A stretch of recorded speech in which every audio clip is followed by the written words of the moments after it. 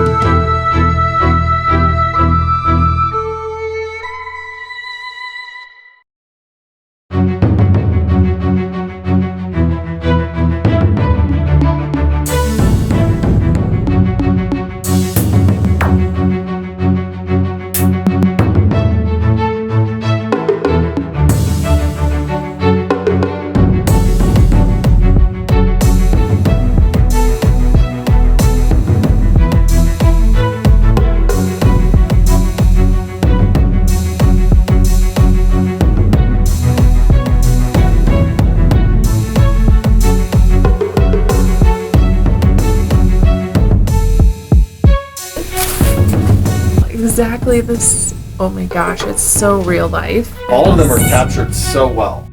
If you want to learn how to sculpt your own pets and dogs, check out my books. Links are in the description below. Watch my vlog about this sculpture only on my channel. See you again later!